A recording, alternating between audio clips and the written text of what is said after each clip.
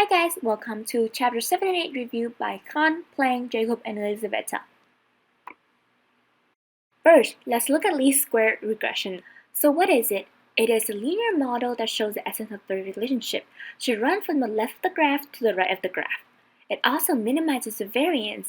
As you can see, the vertical distance is smallest from a data point to the regression line. This is also called the line of best fit. There are two types of this formula. The first one is for standardized data. But how to use standardized data? From xy, you change it to zx and zy. That means x bar and y bar will be 0 and 0. To predict a standardized variable, we have direct correlation with the slope, or r.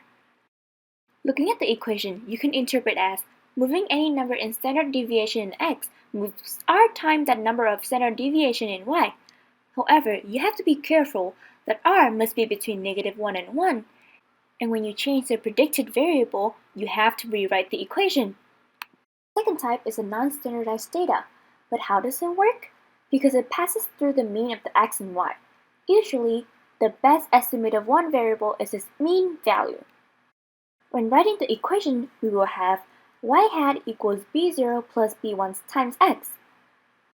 When asked to interpret the slope of the line equals b1, we say for every increase in unit of x, y tends to increase by about b1 unit on average.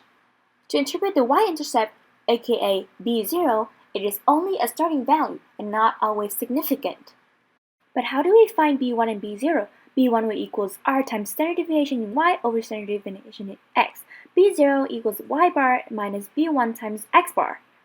Caution, if you want to predict x using y, you have to rewrite the equation.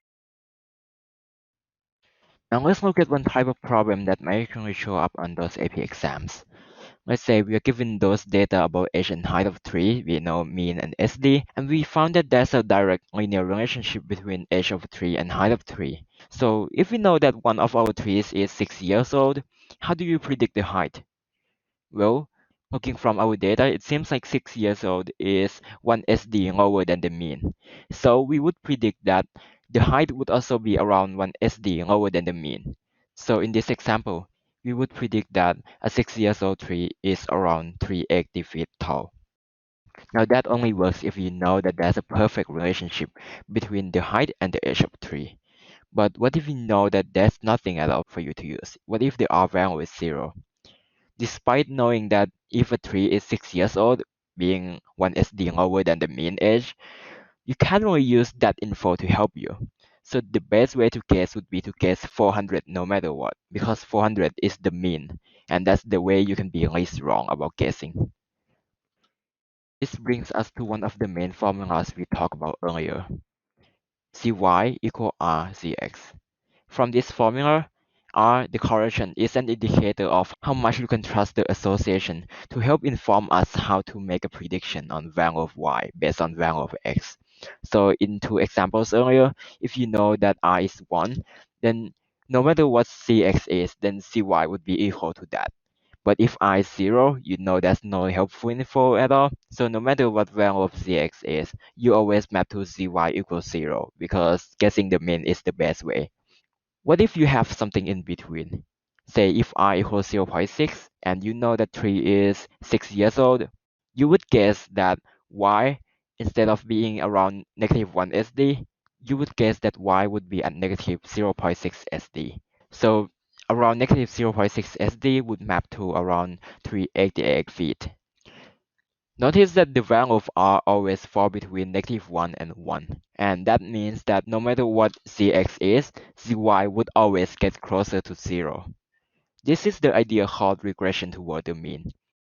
If you are given that a height is 388 feet and you are asked to find the edge, you can't just reverse the direction and say that the edge is 6 years old, because that would violate the regression toward the mean.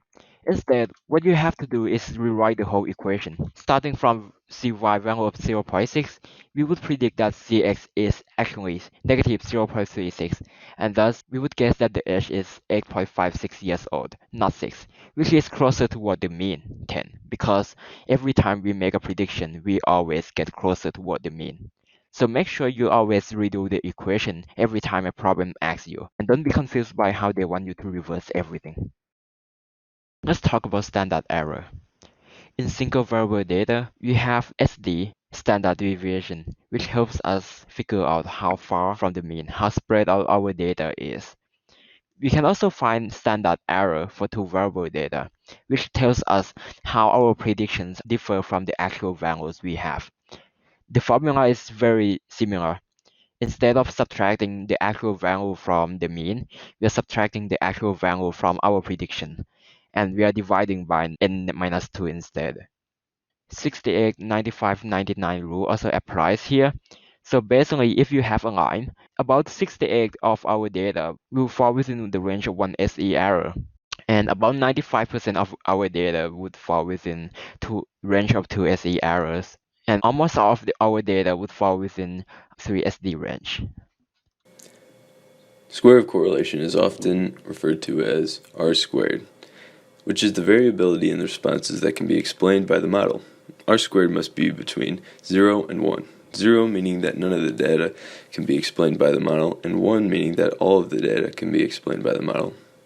On the left, you can see a scale of R squared percentages and what they mean. For example, if the R squared equals 98%, then 98% of the variability can be explained by the model. For R squared, you must check that the data are quantitative and that the plot is straight enough and does not thicken. There cannot be any outliers on the plot.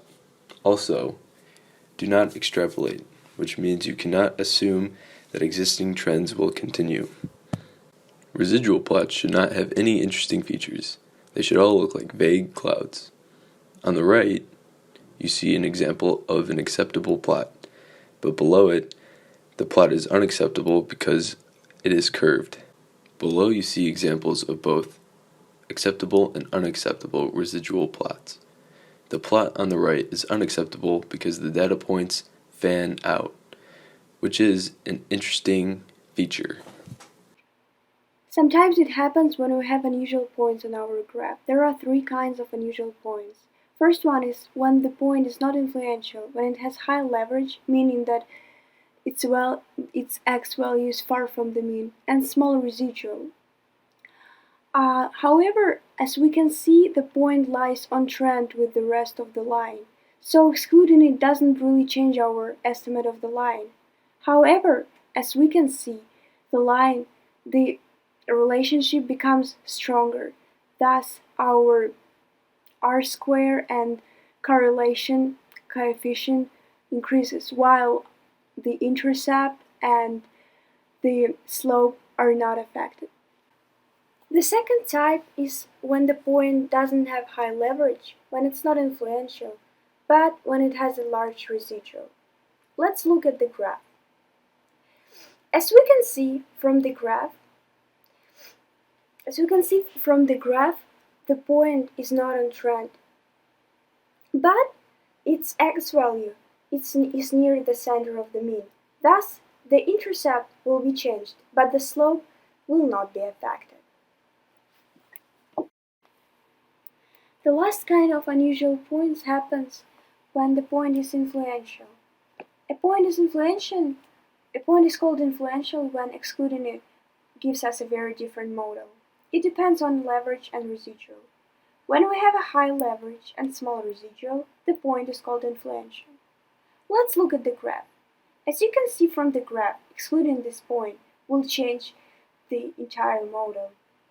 So in this case, if we have influential point, the only thing we can do is analyze the graph with point and without point.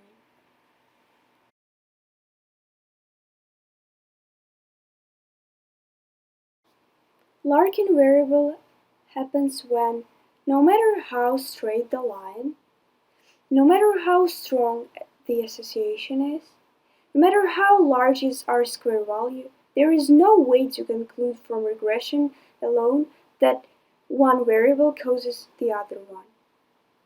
There may always be a Larkin variable that causes association. For example, let's look at the graph. Is there any causation between hospital size and length of the stay. Maybe. Well, it seems to be, but we don't know for sure because maybe the patients had different illnesses and it might affect their length of stay. So, as we can see, Larkin variable affects the relationship between two variables, so we can't say if one variable causes the other or something else affects this. Let's look at the graph. It shows us the life expectancy of people in different countries against the square root of doctors per person. R square equals to 62.4. That means that we have a strong and positive correlation. It confirms that amount of doctors per person improves life expectancy. So, life expectancy tends to increase as amount of doctors per patient increases. But wait, can we actually? Perhaps the relationship we had on the previous slide was a result of some other factors. Let's look at another graph. It shows us the life expectancy against the amount of TVs per person. As we can see from the graph, it has even stronger association as R squared equals to 72.3. But can actually the amount of TVs per person affect the life expectancy? Probably not. Probably there is some other factor that affects this relationship. Probably this is the Larkin variable that affects this relationship. So when we have a Larkin variable, we should define it and then analyze our data with it and without it.